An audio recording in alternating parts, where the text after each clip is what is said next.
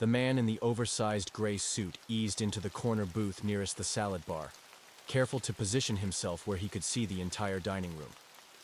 He was starved. Very nearly he had reached his wits' end. He could not help how the suit hung off him now. But he knew to anyone looking on he was just another weary businessman. His plain face vouched no particular age. The color of his hair, neatly cut and plainly combed to the left, might have been brown, dishwater blonde, or auburn, depending on which angle the light caught it. The newspaper he held before him sagged, worn and limp in his hands. The newspaper he held sagged, its edges softened by repeated unfolding. He doubted the waitress would notice its dated headlines. One of the most important things he did was to show nothing worth remembering. When she arrived to take his order, he asked for the most ordinary dish on the menu. His voice was measured, straightforward, but unremarkable. She scribbled on her pad without looking up.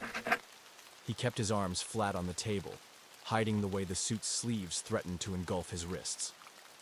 Only after she turned her back did he lift his water glass and take a deliberate, dainty sip. The dining room buzzed with low conversations and clinking cutlery. He drew up the newspaper again, the limp pages a camouflage of disinterest while he leveled his eyes above the top edge. He watched the dining room. He shuffled the pages for effect a moment later, then reached out and raised the glass to his lips again. The water did not diminish. When the waitress returned with his meal, he smiled faintly and declined steak sauce. He'd requested his potato dry. After she'd moved on, the man spent a particularly long time working his steak slowly and meticulously under knife and fork. Each morsel, speared on his fork, made the slow journey to his mouth. But when no one was looking, and no one ever seemed to look, he slipped each bite into a pocket of the satchel beside him.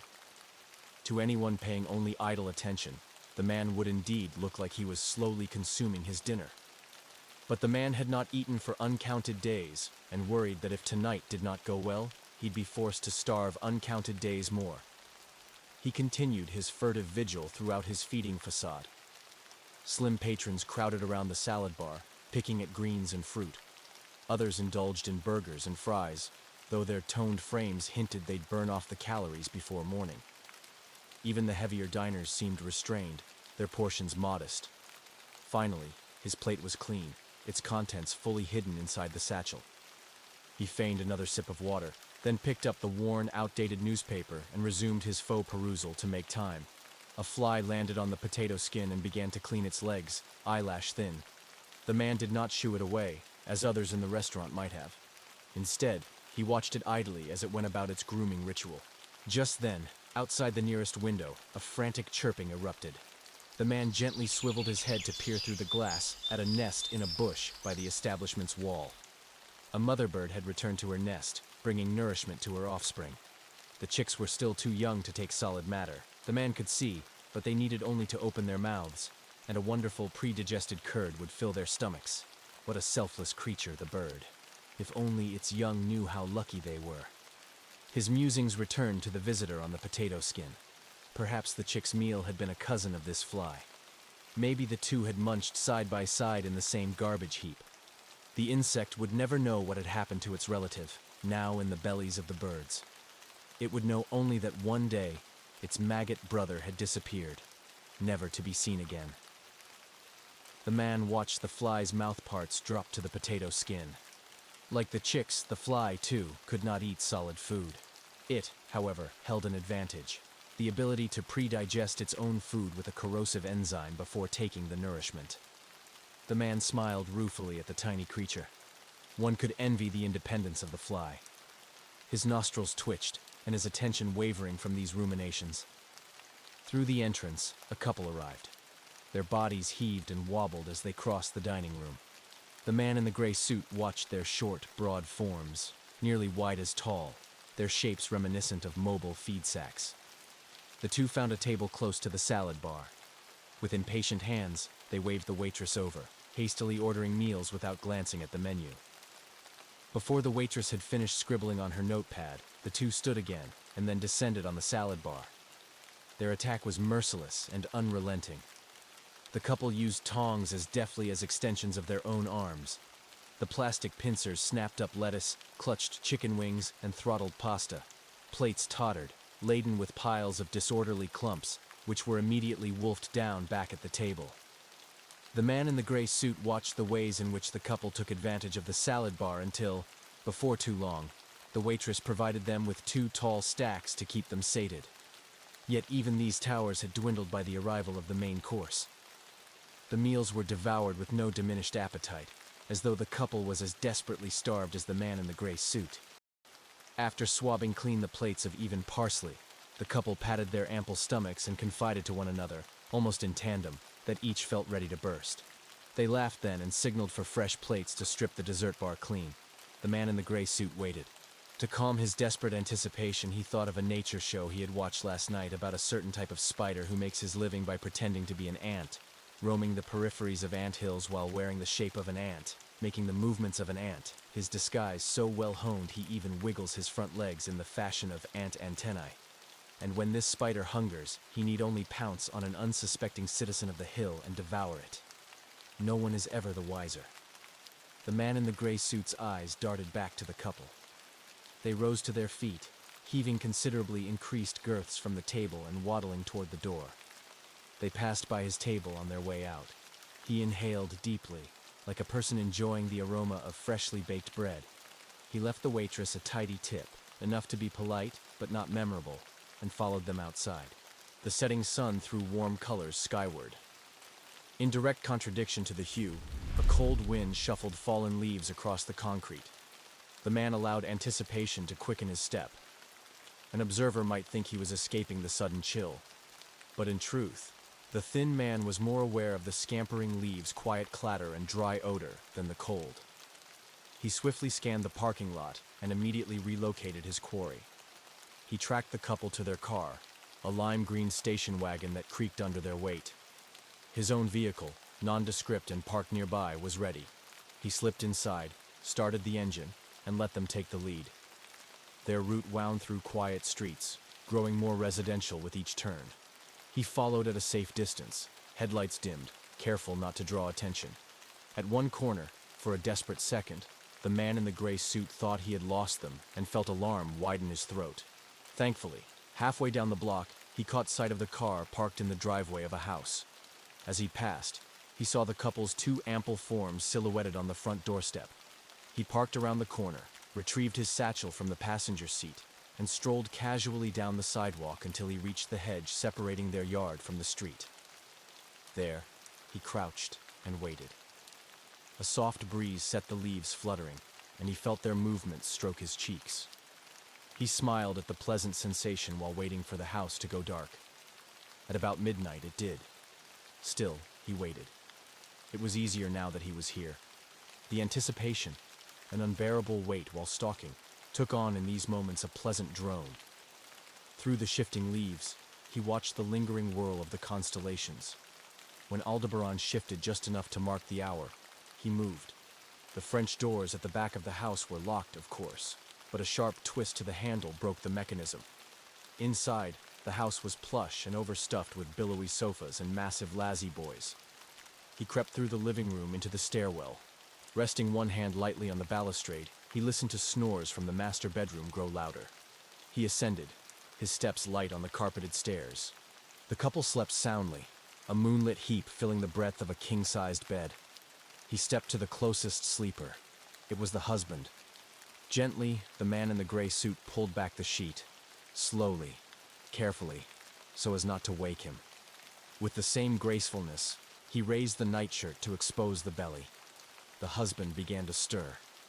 His eyes, gummy with sleep, opened. A slurred protest began to form in his throat, but it was too late by then. The man in the gray suit stretched his mouth open to the human limit. Then, with a sharp, wet pop, opened it wider until his chin pressed flat against his sternum. He lifted his tongue to the roof of his mouth, and a fleshy tube about the thickness of a pinky finger that tapered to a sharp point freed itself from the soft folds of his mouthparts. The first drop of fluid hit the man's skin, clear and viscous, just before the proboscis pierced him. The husband, awareness and alarm finally lighting his eyes, raised a hammy fist toward the man's face before dropping to the mattress with a soft thump. The wife snored on until the man, now filling his gray suit quite ably, finished. She stirred when the sheets were lifted from her, too, but not for long. Just before dawn, the remnants of the couple ended up folded into the satchel. The pair fit quite snugly. All that remained of them were bags of skin drooping with the weight of bones and withered viscera. There was a bridge on the outskirts of town. It was an early autumn morning. No one was out. No one saw or heard the heavy satchel splash into the lake. A passerby on the bridge might have noticed a man leaning on the guardrail who seemed stuffed inside clothes 2 sizes too small for him. This observer might have detected the man's exceptionally vibrant color, pleased and pink as a healthy baby's.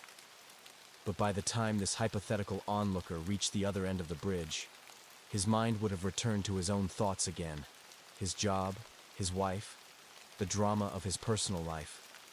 Because really, despite superficial details, there was no reason to remember the portly man in the gray suit on the bridge. He was wholly unremarkable. I stood in front of the closet, the door yawning open with a groan like something dying slow. Inside, bathed in the sickly flicker of a naked bulb, sat countless of enormous glass jars. Each was filled with a thick amber fluid that clung to the sides like syrup. Suspended inside them were heads, real ones, human, perfectly preserved, eyes open, skin pale and bloated, mouths slightly agape as if caught mid-scream. They hovered in the fluid like grotesque snow globes. This was my morning ritual, but it never felt like my choice. I watched my own hand reach up, fingers trembling slightly, hovering indecisively. It was like I was just a passenger. Some deeper thing inside me decided who I'd be today. I never understood it, never questioned it. Everything in my mind crackled like a broken transmission, my thoughts flickering in and out, never settling. Memories surfaced only in brief, distorted flashes, as if viewed through shattered glass.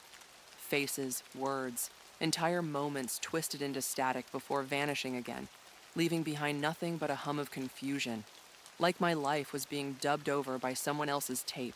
At this point, I didn't fight it anymore. I just waited to become. My body wasn't strong. It was rail thin, skin clinging to bone like wet paper. I moved stiffly, like a puppet with damp strings. My limbs worked, sure, but they felt borrowed. My arms were long, marked with scars, strange bruises and patches of something gray-green that smelled like rot. My legs dragged slightly. Each step made a squelching sound, like I was walking through something too soft. But I moved. The thing inside made sure of that. Yesterday's head still sat off to the side, in its own cracked jar, not on the shelf with the others. It didn't belong there. Ellis Thorne. His name still echoed somewhere in the back of my mind like a warning I was already ignoring. His head bobbed in the murky liquid, mouth curled in a smug half-smile. His eyes were wide open, and they watched me like he was still alive in there. When I wore Ellis, everything became smooth and slick. The voice I spoke with was calm, almost soothing, perfect for confession. I walked the streets whispering blessings into the ears of the weak, the broken, the devout. Then I took them, one by one, into basements, alleyways, into pews behind locked doors. I turned scripture into a weapon, replaced holy water with acid, cut a woman open from collarbone to pelvis while softly reciting Psalm 23. And through it all, I felt it. The euphoria, the holiness in the desecration, the feeling of becoming something divine through violence. My hand, steadier now, rose toward the middle jar. A woman's head floated inside, her features locked in a frozen rictus of rage and agony. My hand hovered in front of the jar for a few seconds, fingers grazing the cold glass, tracing the fog that bloomed from inside. I didn't need to open it. Not today. I already knew what was in there, what she was. Just looking at her was enough to stir it all back up. Her name was Dr. Miriam Vale.